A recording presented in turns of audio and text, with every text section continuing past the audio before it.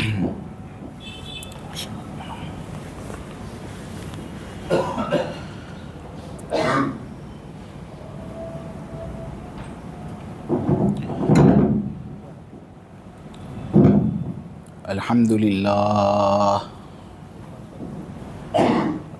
لله نحمده ونستعينه ونستغفره ونؤمن به ونتوكل عليه ونعوذ بالله من شرور أنفسنا ومن سيئات أعمالنا من يهده الله فلا مضل له ومن يضلله فلا هادي له ونشهد أن لا إله إلا الله وحده لا شريك له ونشهد أن سيدنا ومولانا وحبيبنا محمدا عبده ورسوله الحمد لله وكفى والصلاة والسلام على رسوله المصطفى وعلى عباده الذين ارتضى ومن بهداهم اهتدى وبآثار أهل المدينة اكتفى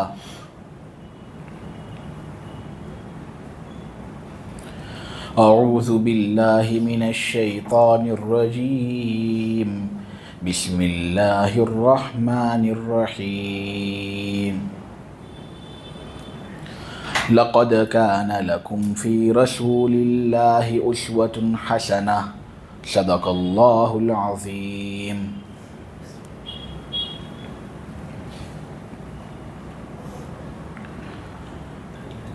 بے شک اے لوگو تمہارے لیے اللہ کے نبی صلی اللہ علیہ وسلم کی ذات اقدس کے اندر جینے کا ایک بہترین طریقہ موجود ہے۔ اللہ کے نبی صلی اللہ علیہ وسلم نے چونکہ نبوت کا دعویٰ کیا اور وہ محمد صلی اللہ علیہ وسلم نے کیا، اسی لیے ہم نے اس دعوی نبوت کو قبول کیا، کیونکہ حضور پاک صلی اللہ علیہ وسلم کے اندر وہ اوصاف تھے جو ہمیں آمادہ کر رہے تھے اس بات پر کہ اس آدمی کی بات جانو اور جاننے کے بعد اس کی بات مانو۔ عربوں کا ماحول تو آپ جانتے ہی ہوں گے، نبی کریم صلی اللہ علیہ وسلم کے آنے سے پہلے کیسا تھا۔ ایک آدمی کی اونٹنی ہوتی اور ایک دوسرے آدمی کا پرندہ ہوتا، پرندے کا انڈا اس کے پاس ہوتا کہ ایک دوسرے آدمی کی اونٹنی نے اس پرندے کے انڈے کو کچل دیا، تو اس پر ایک لڑائی شروع ہوئی جس کو کہا جاتا ہے حرب البسوس۔ اتنا قتال ہوا، اتنا قتل ہوا کہ 40 سال تک یہ جنگ رہی۔ ایک جنگ تھی حرب داحش والغبرا۔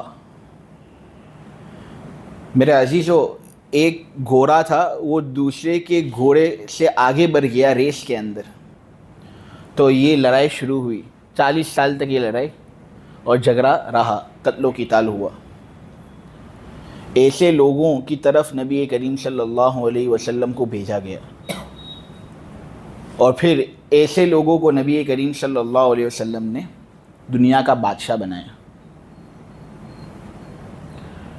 حضرت عمر ابن الخطاب رضی اللہ تعالیٰ عنہ کہا کرتے تھے، جب وہ امیر المؤمنین بن گئے، دنیا کے اکثر علاقوں پر ان کی حکومت آ گئی، تو یہ کہنے لگے کہ کچھ زمانہ ایسا تھا کہ میرا باپ خطاب مجھے بہت مارتا، اور وہ مجھے اس لیے مارتا کیونکہ وہ دراصل مجھے اونٹ دے دیتا تھا اور کہتا تھا کہ ان کو لے کر جاؤ اور ان کو چرا کر لے آؤ۔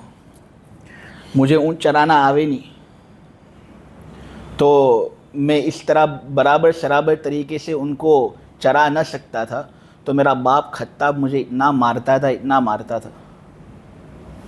کاش کہ آج وہ زندہ ہوتے تو میں ان کو دیکھ کر یہ کہہ سکتا کہ نبی کریم صلی اللہ علیہ وسلم کی تعلیمات سن کر ان پر عمل کر کے آج میں دنیا کا بادشاہ بن چکا ہوں۔ حضرت انس بیان کرتے ہیں کہ یہ وہ آدمی تھا جو نبی کریم صلی اللہ علیہ وسلم کو قتل کرنے کے لیے چلا تھا۔ آپ سمجھیں کہ اس کا دل کتنا زیادہ سخت ہوگا کہ وہ آدمی جس نے اس کا کوئی نقصان کیا ہے، جس کا اس سے کوئی لین دین ہی نہیں، لیکن یہ آدمی ننگی تلوار لے کر اس کا سر قلم کرنے جا رہا تھا۔ وہ آدمی نبی کریم صلی اللہ علیہ وسلم کی تعلیم سے آشنا ہو جانے کے بعد لوگوں کا اتنا ہمدرد بن جاتا ہے، بادشاہ بن جانے کے بعد لوگوں کی اتنی زیادہ ہمدردی اس کے اندر آتی ہے کہ خود پیون زدے کپڑا پہنتا ہے، پھٹیلے اور پرانے کپڑے وہ پہنتا ہے اور لوگوں کا سکھ جاتا ہے۔ یہ نبی کریم صلی اللہ علیہ وسلم کی تعلیم کا اثر کہ جب آدمی واقعتاً عمل کرتا ہے نا تو کہاں سے کہاں پہنچ جاتا ہے وہ۔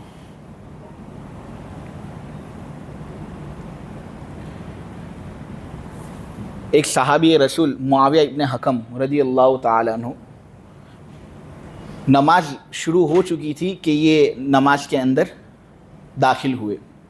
اب ان کو یہ بات معلوم تھی نہیں کہ نماز کے اندر بات چیت کر نہیں سکتے۔ پہلے نماز کے اندر بات چیت کرنے کی اجازت ہوتی تھی، تو کوئی آتا بھی تھا نا تو اس طرح اشارہ کر کے سلام بھی کرتے تھے یہ لوگ نماز ہی کے اندر، تو پہلے اس کی اجازت تھی۔ دھیرے دھیرے شریعت کے احکام مستحکم اور مضبوط ہوئے، لیکن پھر حضور نے کہا کہ دیکھو اب نماز کے اندر پہلے اجازت تھی بات کرنے کی، اب اس طرح تم اشارے کرو گے اور سلام کرو گے، یہاں وہاں دیکھو گے، مناسب نہیں۔ اب ہماری نماز بات چیت کی صلاحیت نہیں رکھتی۔ ان کو یہ بات معلوم تھی نہیں، یہ آئے نماز کے اندر داخل ہو گئے، کسی نے چھینک ماری تو انہوں نے جواب کے اندر کہا یرحمک اللہ، اللہ تجھ پر رحم کرے۔ اتنے میں سب صحابہ ان کو گھورنے لگے کہ نماز کے اندر بات کرتے۔ تو جب سب صحابہ گھورنے لگے نا تو یہ اور زیادہ غصے میں آ گئے کہ ایسا تو کون سا جرم میں نے کیا ہے، ایسا تو کون سا گناہ میں نے کیا ہے، میں نے دعا تو دی ہے اس کو۔ تو جب وہ زیادہ بولنے لگے نا تو صحابہ نے رانوں پر مارنا شروع کر دیا، اور اتنے سب لوگ رانوں پر مارنا شروع کریں تو یہ گھبرا گئے، دگمگا گئے، تو پھر انہوں نے پھر خاموشی اختیار کی۔ یہ سوچ ہی رہے تھے یہ کہ شاید بہت خراب حرکت میں نے کر لی، نماز کے بعد حضور تو مجھے ماریں گے۔ نبی کریم صلی اللہ علیہ وسلم نماز سے فارغ ہوتے اور ان کو بلاتے ہیں تو معاویہ کہتے ہیں اللہ کی قسم میرے ماں باپ آپ پر قربان ہوں، حضور نے نہ مجھے مارا نہ مجھے پیٹا، بالکل پیار بھرے انداز میں مجھے کہا اے حکم کے بیٹے معاویہ، پہلے ہماری نمازوں کے اندر بات چیت کرنے کی اجازت تھی، لیکن اب ہماری نماز اس بات کی صلاحیت نہیں رکھتی، بات چیت مت کیا کر۔ حضرت معاویہ کہتے ہیں اتنے پیار بھرے انداز میں سمجھا یا نہیں انہوں نے کہ میں ان کا گرویدہ ہو گیا، اور میں نے جان لیا کہ حضور سے بڑھ کر تعلیم دینے والا کوئی نہیں، حضور سے بہتر استاذ کوئی نہیں۔ قرآن میں ہے نا وَلَوْ كُنْتَ فَظًّا غَلِيظَ الْقَلْبِ لَانفَضُّوا مِنْ حَوْلِكَ، اے نبی یہ تو اللہ کی رحمت تھی جس کی وجہ سے آپ کا دل نرم ہو گیا اور آپ لوگوں کے ساتھ اچھے اخلاق سے پیش آتے ہو۔ اگر آپ کا دل سخت ہوتا نہ اگر آپ کروے مزاج کے ہوتے نا تو یہ جتنے بھی لوگ ہیں نا وہ کوئی بھی آپ کے قریب نہ رہتا، سب تتر بتر ہو جاتے۔ لَانفَضُّوا مِنْ حَوْلِكَ، ترمذی کے اندر روایت ہے، نبی کریم صلی اللہ علیہ وسلم ایک مرتبہ اپنے صحابہ کے ساتھ مجلس میں بیٹھے تھے کہ ایک دیہاتی آتا ہے اور اس کو حضور سے بہت محبت، تو وہ کہتا ہے کہ اے محمد اللہ تجھ پر رحم کرے، اے محمد میں اللہ سے دعا مانگتا ہوں کہ اللہ مجھ پر رحم کرے۔ مجلس کے اندر جتنے بھی لوگ ہیں اللہ ان میں سے فقط تجھ پر رحم کرے، مجھ پر رحم کرے اور کسی پر رحم نہ کرے۔ اب صحابہ دیکھ رہے تھے کہ یہ تو کیسی دعا، یہ کیسی دعا۔ تو ایسا نہیں کہ نبی کریم صلی اللہ علیہ وسلم نے اس کو ڈانٹا ہو اور کہا ہو کہ اتنا بھی نہیں آتا تجھے، اللہ کو کیا سمجھتا ہے۔ نبی کریم صلی اللہ علیہ وسلم نے پیار بھرے انداز میں کہا کہ اللہ کے بندے تو نے ایک بہت کشادہ چیز کو تنگ کر کے رکھ دیا ہے، اللہ کی رحمت تو اتنی زبردست ہے کہ اگر وہ مجھ پر رحم کرے، تجھ پر رحم کرے اور ان صحابہ پر بھی رحم کرے تو بھی وہ کم نہیں ہوگا. نے جتنا رحم ہم پر کرے گا اللہ، اتنا رحم انہی پر کرے گا وہ. یہ تو انسانوں کا معاملہ ہے کہ جب وہ کسی چیز کی تقسیم کرتے ہیں تو زیادہ لوگ اگر ہوں تو تقسیم کے اندر ملنے والا حصہ بھی کم ہوتا ہے. لیکن اللہ کا معاملہ ایسا نہیں، اللہ کے خزانے تو کبھی ختم نہیں ہوتے. تو وہ صحابہ کے مجمع کے اندر جب ایسی بات کہی تو صحابہ کو کچھ نہ کچھ غصہ تو تھا ہی کہ ہمارے لیے ایک تو دعا کرتا نہیں، تخصیص کرتا ہے، اپنا آپ کو بہت بڑا سمجھتا ہے. لیکن وہ دیہاتی جو تھے نا، ان کے اندر کچھ تھا نہیں ایسا. وہ بس اللہ کے رسول سے بہت زیادہ محبت کرتے تھے. طریقہ کچھ غلط تھا لیکن محبت تھی، تو انہوں نے کہہ دیا کہ ٹھیک ہے ایسی بات ہے تو بہت اچھا. اب یہ جاتے ہیں مسجد کے کنارے کی طرف اور وہاں پر پیشاب کر دیتے ہیں. وہ بھی چونکہ مسئلہ ان کو معلوم نہیں تھا اس لیے. تو اب تو صحابہ بالکل غصے میں تھے ہی نا، تو وہ فوراً اس کی طرف لپکتے ہیں نا، مارنا دھارنا شروع کہ مسجد کے اندر پیشاب کرتے. مسجد کے اندر ہمارے زمانے میں بھی کوئی اس طرح حرکت کر دے تو لوگ سختی سے اس کے ساتھ پیش آئیں گے. نبی کریم صلی اللہ علیہ وسلم گئے اور انہوں نے کہنا شروع کیا کہ ارے اس کو پیشاب تو کرنے دو. پیشاب اگر پیٹ کے اندر اٹک جائے گی تو نقصان جاندار مخلوق کو ہوگا. بے جان مخلوق کے لیے جاندار کو تکلیف پہنچاتے ہو. دیکھو میرے صحابہ، ایک بات سن لو، تمہیں یہاں بھیجا گیا ہے نرمی پیدا کرنے کے لیے، سختی پیدا کرنے کے لیے نہیں. تم سختی شروع کر دو لوگوں پر تو کبھی یہ مت سمجھنا کہ اسلام پھیل پائے گا. اسلام نرمی ہی سے پھیلائے اور نرمی ہی سے اسلام سوسائٹیوں کے اندر برقرار رہ سکتے ہیں. نبی کریم صلی اللہ علیہ وسلم نے صحابہ کو یہ خصوصی تعلیم دی. تعلیم دینے کا انداز بھی نبی کریم صلی اللہ علیہ وسلم کا نہایت نرالا. ایسا نہیں کہ حضور فقط بات کرتے ہوں، بات کے درمیان مثال بھی حضور پاک صلی اللہ علیہ وسلم لاتے تھے. ابن کثیر کے اندر ہے کہ امام احمد کہتے ہیں کہ عمرو بن العاص صحابی رسول جو سن ہجری 8 میں مسلمان ہوئے، وہ یہ کہتے ہیں کہ میں نے نبی کریم صلی اللہ علیہ وسلم سے 1000 سے زیادہ مثالیں سنی ہیں تاکہ لوگ بات سمجھ جائیں، تاکہ لوگوں کو بات سمجھ میں آ جائے. تو میں نے خود نبی کریم صلی اللہ علیہ وسلم سے 1000 سے زیادہ مثالیں سنی ہیں. اب آپ ذرا غور کریں کہ یہ سن ہجری 8 میں مسلمان ہوئے تو مشکل سے حضور کے ساتھ 2-3 سال ہی رہے ہوں، اور اس میں بھی کتنی گفتگو کے اندر شرکت. لیکن اس میں بھی 1000 سے زیادہ مثالیں عمرو بن العاص نے سنی ہیں. تو دیگر صحابہ نے حضور کے زمانے نبوت میں کتنی سب مثالیں سنی ہوں گی. تو یہ حضور اس لیے مثالیں دیتے تھے تاکہ جو کم سمجھ والے لوگ ہیں وہ بات سمجھ جائیں. جیسے ایک مشہور حدیث ہے نبی کریم صلی اللہ علیہ وسلم کی کہ وہ آدمی جو برے لوگوں کے ساتھ اٹھتا بیٹھتا ہے، اس کی مثال اس آدمی کی طرح ہے جو کوئلے کے اندر پھونک مارنے والا ہوتا ہے اور کوئی اس کے پاس آ کر بیٹھتا ہے. تو جو آدمی اس طرح کوئلے کے اندر پھونک مارتا ہے، بھٹی کے اندر پھونک مارتا ہے، تو جو آدمی اس کے پاس بیٹھا ہوا ہوگا اگرچہ وہ پھونک نہیں مار رہا لیکن اس کے پھونک کے اثر کی وجہ سے اس کے کپڑے بھی داغدار ہوں گے. وہ آدمی جو برے لوگوں کی صحبت اختیار کرتا ہے اس کی مثال بھی ایسی ہی ہے کہ اگرچہ وہ بری حرکت کرتا نہیں ہے، وہ سگریٹ پیتا نہیں ہے، تمباکو وغیرہ وہ نہیں کھاتا، ڈرگز وغیرہ وہ نہیں لیتا، ناچ گانا نہیں، میں یہ نہیں کرتا، یہ تو سب میرے دوست لوگ کرتے ہیں. تو ان کے ساتھ رہے گا تو بھی ایسا ہی ہو جائے گا. ایسے لوگوں سے دور ہی رہنا ہے.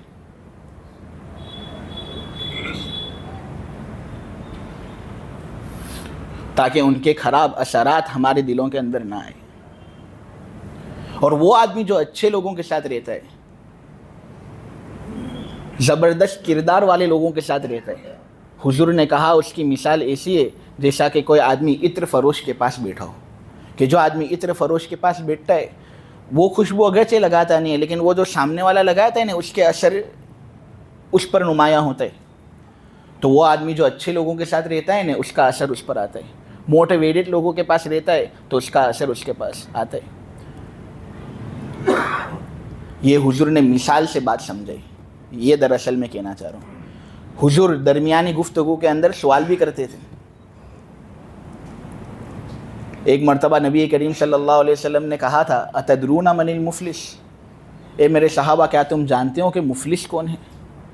اب یہ حضور سوال کرتے تھے شوق دلانے کے لیے، لوگوں کا جو توجہ ہے اس کو برقرار رکھنے کے لیے، کیونکہ لوگوں کی توجہ عامتاً منقسم ہو جاتی ہے. جسماً تو حاضر رہتے ہیں لیکن ذہناً دوسری جگہ پر ان کی توجہ چلی جاتی ہے. تو حضور اس طرح سوال کرتے تھے، اے میرے صحابہ کیا تمہیں معلوم ہے کہ مفلس کون ہے؟ مفلس تو وہ ہے جس نے حقوق العباد کے اندر کوتاہی کی ہو. اتنی سب نیکیاں اس نے کی ہو اور کل آخرت کے دن نیکیوں کا ڈھیر اللہ کے پاس لے کر آئے لیکن ایک بھی نیکی اس کی باقی نہ رہے. کیوں؟ حقوق العباد کے اندر اس نے کوتاہی کی. لوگوں کے حق مارتا تھا، گالیاں تو اس طرح نکلتی تھی اس کے منہ سے، گالیاں نکالتا تھا اور نکالنے کو اچھا سمجھتا تھا. لوگ ہنس رہے ہیں، اس کو یہ بات معلوم نہیں کہ میں گالی بولوں گا تو اللہ ناراض ہوگا. تو لوگوں کا امپورٹنس میرے دل کے اندر زیادہ ہے یا اللہ کا امپورٹنس میرے دل کے اندر زیادہ ہے؟ تکلیف لوگوں کو پہنچانا، مارنا دھارنا، یہ چیزیں مناسب نہیں ہیں. ہم کس طرح ایک دوسری جاندار مخلوق کو مار سکتے ہیں؟ ایک صحابی نے مسجد کے اندر پیشاب کی، حضور نے منع کیا کہ اس کو مت مارو. تو ہم تو اس طرح اپنے حق کے لیے مارنا دھارنا شروع، بات بات پر تلواریں نکالتے ہیں. ارے اللہ سے ڈرو، اتق اللہ حیث ما کنت، جہاں بھی ہو اللہ سے ڈرو. تم کسی پر دادا گیری کرتے ہو وہ دب جاتا ہے، ٹھیک ہے، کیا اللہ تم سے دبے گا؟ اللہ تو غالب ہے نا، بہت طاقت ہے اس کے پاس. تمہارے پاس اتنی طاقت نہیں جتنی طاقت اللہ کے پاس ہے. اگر اللہ تمہارے پیچھے پڑ گیا تو پھر تم کو اللہ سے کون بچا سکے گا؟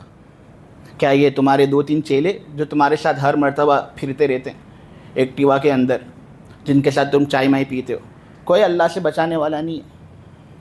میرے عزیزوں، میں نہایت مخلصانہ طریقے سے یہ کہہ رہا ہوں کہ خصوصاً یہ جو ماحول ہے نا آپ لوگوں کا، یہ ماحول پورے صورت کے اندر مشہور ہے. ڈرگز لینے کے اندر، لوگوں کے ساتھ مارنے دھارنے کے اندر، جوا سٹا کھیلنے کے اندر. تو ہم یہ کرتے ہیں تو یہ یا تو سمجھیں گے کہ ہم اللہ کو راضی کر رہے ہیں، یا واقعتاً وہ یہ سمجھتے ہوں گے کہ ہم اللہ کو ناراض کر رہے ہیں. اگر تم یہ سمجھ رہے ہو کہ ہم یہ کر رہے ہیں اور اللہ ہم سے راضی ہے تو یہ تو کفر ہے نہ. اگر تم واقعتاً یہ سمجھتے ہو کہ ہم اللہ کو ناراض کر رہے ہو تو پھر کیوں ایسے برتن کے اندر ہاتھ داخل کر رہے ہو جہاں پر سانپ موجود ہو؟ وہ ڈسے گا تم کو. خیر، اللہ تبارک و تعالیٰ سب کو نیک عمل کی توفیق عطا فرمائے. میرا مقصد تو یہ ہے کہ دیکھو حضور مثالوں کے ذریعے سے بات سمجھاتے تھے، سوال وغیرہ کرتے تھے تاکہ بات اچھے طریقے سے سمجھ میں آ جائے. یہ طریقہ زندگی کے اندر اختیار کرنے کی ضرورت ہے. سنت کی محبت آدمی کے اندر جتنی زیادہ ہوگی اتنا ہی زیادہ دینی نکھار اس کے اندر ہوگا. ہمارے حضرت مفتی احمد صاحب خانپوری کی جب ملاقات بابل کے اندر ہوئی تو انہوں نے یہی بات کہی کہ جو آدمی سنت کو لازم پکڑتا ہے نا تو اس کو 4 فائدے ضرور حاصل ہوتے ہیں. نمبر 1، الثقۃ فی الدین، دین کے اندر مضبوطی پیدا ہوتی ہے. سنت سے دین میں مضبوطی پیدا ہوگی کیونکہ اللہ کو وہ طریقہ پسند ہے جو طریقہ محمد صلی اللہ علیہ وسلم کا لایا ہوا ہے. ہم حضور کے طریقے پر عمل کریں گے، اللہ کو یہ طریقہ پسند ہے، تو اس لیے اس سے دین میں مضبوطی پیدا ہوتی ہے. نمبر 2، المحبت فی قلوب البررہ، جو مخلوق ہوتی ہیں نا ان کے دلوں کے اندر سنت کی وجہ سے محبت پیدا ہوتی ہے. جو آدمی سنت کا جتنا زیادہ پیروکار ہوتا ہے مخلوق کو اس سے اتنی زیادہ محبت ہوتی ہے. نمبر 3، الہیبۃ فی قلوب الفجرہ، کہ جو آدمی سنت پر چلتا ہے نا ایک ہیبت اور ایک روب اس پر آ جاتے ہیں، کوئی اس کا بگاڑ نہیں سکتا کچھ. اور جو بدکار لوگ ہوتے ہیں، گنہگار لوگ ہوتے ہیں، وہ ایسے نیک لوگوں سے گھبراتے بھی بہت ہیں. لیکن اس کے لیے ضروری بہت ہے یہ کہ آدمی سنت کی پیروی کرے. حضرت مفتی احمد صاحب نے یہ نصیحت کی تھی. واقعتاً اگر آدمی سنت ہی کو لازم پکڑے نہیں تو کتنے سب دنیا کے اندر منافع ہیں ایسے جو اس کو حاصل ہو جائیں. اور ہر کام سنت کی نیت سے آدمی کرے، ہر کام. سنت کی نیت سے اگر کوئی آدمی بیت الخلا بھی گیا نا تو حضرت نے یہ بات کہی ہے کہ 2 رکعت غفلت میں اگر اس نے نفل نماز پڑھی نا اس سے بھی زیادہ افضل ہے اس کا اس طرح بیت الخلا میں جانا. 2 رکعت اگر کسی نے پڑھی نفل اور وہ غفلت کے ساتھ پڑھی, بیت الخلا وہ گیا سنت کی نیت سے, وہ بیت الخلا میں جانا زیادہ بہتر ہے اس کی اس طرح 2 رکعت پڑھنے سے. سبحان اللہ. فقط نیت ہی کی تو ضرورت ہے. ہم روٹی کا لقمہ منہ کے اندر رکھیں, نیت کر لیں کہ میرے نبی کریم صلی اللہ علیہ وسلم نے یہ کام کیا, ہم بھی اسی لیے کر رہے ہیں, تو ہم کو ثواب ملتا ہے اس پر. ساتھ ساتھ یہ نیت بھی ہو جاوے کہ میں اس لیے کھا رہا ہوں تاکہ کچھ قوت مجھے ملے, کچھ طاقت مجھے ملے, تاکہ میں عبادت ریاضت کر سکوں, ثواب ملے گا آدمی کو.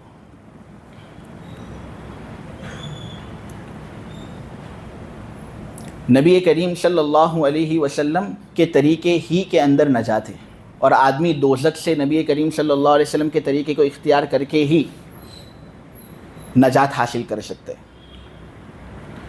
نبی کریم صلی اللہ علیہ وسلم امی تھے. اللہ تبارک و تعالی نے ان کی شان ہی یہ رکھی تھی کہ ان کو لکھنا پڑھنا نہیں آتا تھا, اور اس کے اندر حکمت یہی ہے تاکہ یہ قرآن کا جب زبردست معجزہ لوگوں کے سامنے آئے تو لوگ یہ نہ کہہ دے کہ محمد تو لکھا پڑھا آدمی تھا اس لیے اس نے اتنی زبردست کتاب لکھی. اگر وہ لکھے پڑھے ہوئے نہیں ہوں گے تبھی تو لوگ کتاب کو اللہ کی طرف منسوب کریں گے. اس لیے نبی کریم صلی اللہ علیہ وسلم کی شان ہی یہ رکھی تھی کہ حضور امی تھے. لیکن اس کا مطلب یہی نہیں کہ حضور کی نبوت امی لوگوں کے اندر منحصر تھی, نہیں, حضور کی نبوت تمام مخلوقات کی طرف تھی, بلکہ حضور انسانوں کے جس طرح نبی تھے اس طرح جناتوں کے بھی نبی تھے. اور بہت سے لوگوں نے تو کتابیں لکھی ہے کہ کچھ جنات بھی نبی کریم صلی اللہ علیہ وسلم کے پاس آئے, اور جس طرح انسانوں میں سے صحابہ تھے اس طرح جنات میں سے بھی صحابہ تھے.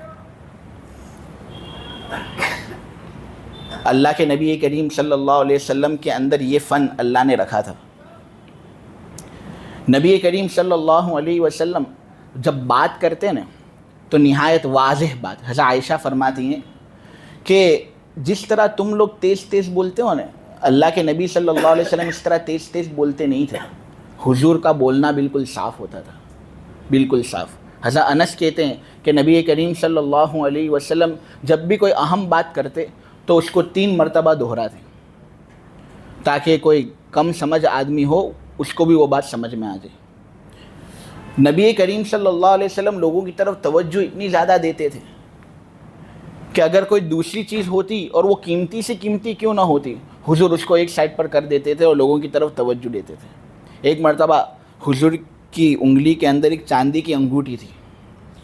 حضور اپنے صحابہ کے ساتھ بات کر رہے تھے, بات کرتے کرتے 2-3 مرتبہ چاندی کی انگوٹھی پر حضور کی نظر چلی گئی. انسانی تقاضا ہے کہ اس طرح چمک دمک کی طرف وہ کبھی کبھی متوجہ ہو جاتا ہے.